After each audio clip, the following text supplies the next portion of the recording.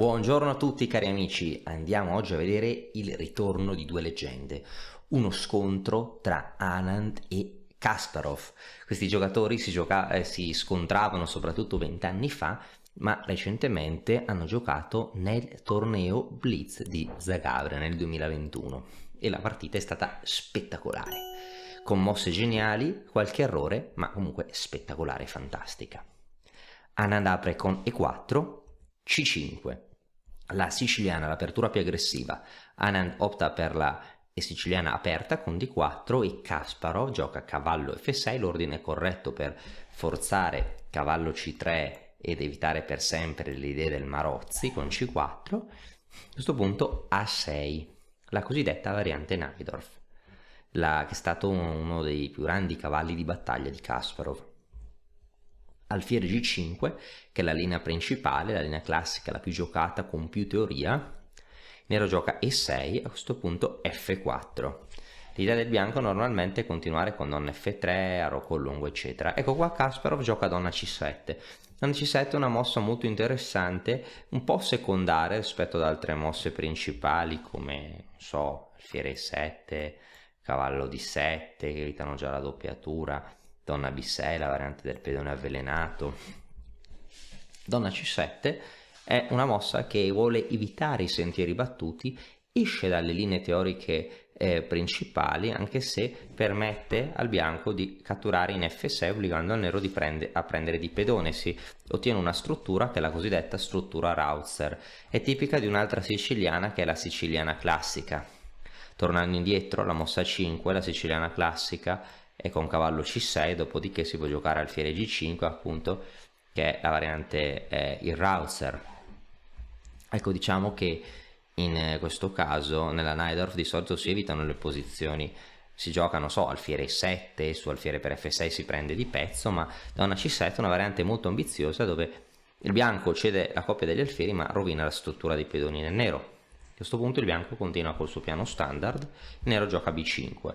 Notiamo che c'è un attacco raggi X contro la torre, ma in caso di E5 il nero risponde con alfiere B7 contrattaccando la donna bianca e difendendo la propria torre. Il bianco gioca allora A3 impedendo B4, il nero gioca a cavallo C6. Il bianco gioca a rocco lungo continuando lo sviluppo e difendendo il proprio cavallo, e qua cavallo per D4 semplificando la posizione, torre per D4 e donna C5. Mosse come alfiere B7 erano più giocate, donna C5 non è stata giocata molto, è un'idea di Kasparov. A questo punto Anand torna indietro e Kasparov gioca a torre B8.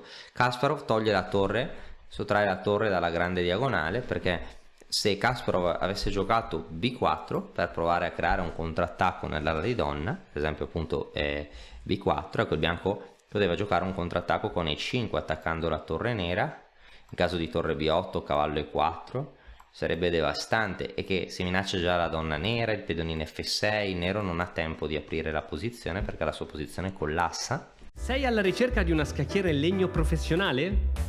Vienici a trovare su mattoscacco.com, scoprirai le nostre scacchiere artigianali da torneo. In caso di D5 ora il bianco si prende in D4 e vince, perché ora gioca questo sacrificio di demolizione. Si attacca la donna nera, il pedone in F6, su e per D5 donna per D5, il bianco vince, minaccia donna D8, donna per A8, donna C6. Il bianco davvero ha minacce decisive e si nota il ritardo di sviluppo del nero che, a parte la donna, ha tutti i pezzi nell'ottava traversa. Per questo motivo, per evitare questa apertura del gioco con tempo, Kasparov sottrae la torre dalla grande diagonale e si accinge ora a giocare B4, la torre in B8 è forte. E qua vediamo un concetto geniale di Anand, un concetto poco ortodosso ma che funziona. Allora, in caso di alfiere 2 il nero apre subito le colonne con B4, la posizione giocabile è complessa, è un caos totale, non si sa bene cosa succede. Ma ecco, davvero B4 del bianco è stata la mossa di Anand, e il bianco stesso spinge i pedoni davanti al proprio re, ed è un concetto stranissimo perché si indebolisce un po' la posizione del re bianco, ma allo stesso tempo si impedisce ai pedoni neri di avanzare. In qualche modo la colonna B rimane chiusa. È vero che il nero torna indietro con la donna e potrà provare ad aprire la colonna A, ma quantomeno la colonna B rimane chiusa. Inoltre Ok, ora Anand continua con F5, che è tipica. L'idea è che a volte si vuole prendere in E6, soprattutto se il nero deve prendere di pedone, e cade F6, che se il nero gioca E5 si indebolisce questa casella, il bianco balza con il cavallo in D5 con minacce fortissime, si attacca F6, questo cavallo è fortissimo, magari potrebbe supportare entrate in C7, qua il bianco ha una posizione estremamente superiore, un vantaggio davvero schiacciante.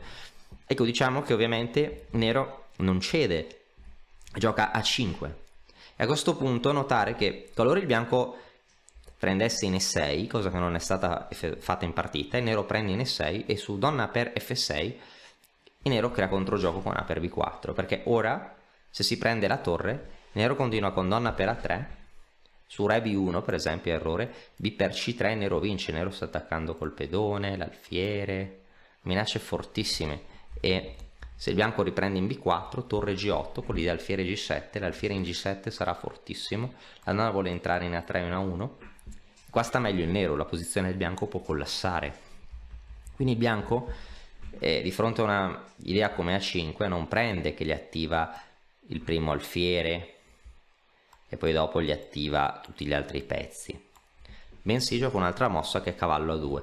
O cavallo A2 è una mossa superba, una mossa fortissima.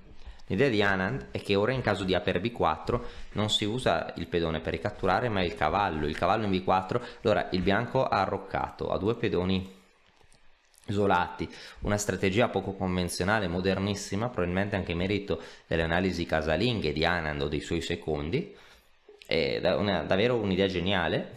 Il cavallo in B4 minaccia di andare in C6 guadagnando la qualità, il nero non ha pezzi sviluppati, non ha pezzi attivi per sfruttare le debolezze dell'arrocco bianco.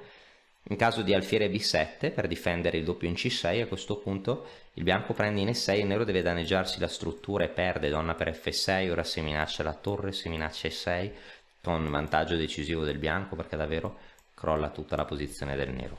In caso di alfiere D7, qua si può giocare F per E6, e qua si sta molto meglio perché ora in caso di alfiere per E6, segue cavallo C6, alfiere per E6, alfiere D7 difende sempre, no? Il doppio in C6, però appunto dopo F per E6 si attacca all'alfiere e se l'alfiere catturasse in E6 davvero il cavallo C6 sarebbe devastante, e su F per E6 allora questo alfiere non si attiva, infatti è ancora vincolato a difendere C6, segue donna per F6 con minacce decisive, perché la donna in F6 attacca la torre in H8, si minaccia torre F3, la situazione è davvero devastante, penso che qua è molto probabile che il nero perda la partita.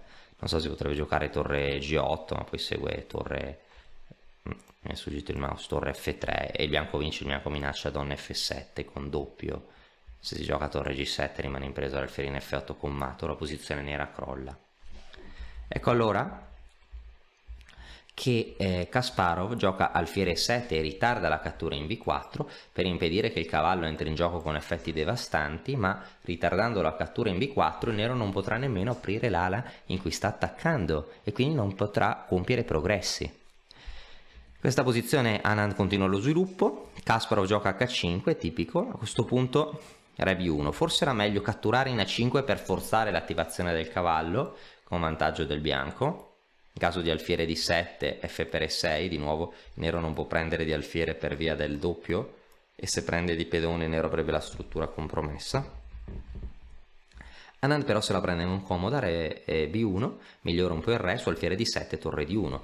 Ora potrebbero entrare in gioco alcuni sacrifici di qualità.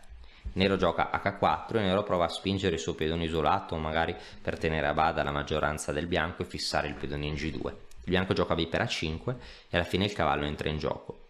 Torre C8 per prendere la colonna C. Ecco, ora qua ci sarebbe stato un sacrificio di qualità interessantissimo, torre per D6, ma Anand aspetta e gioca donna G4, che è il suo perché, la donna potrebbe voler entrare in G7, scompigliando la posizione nera.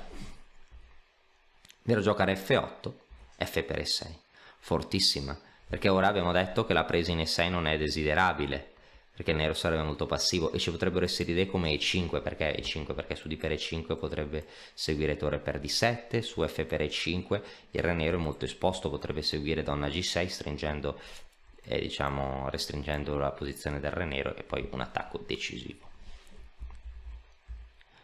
Dopo F per E6, se nero gioca alfiere per E6, segue donna F3.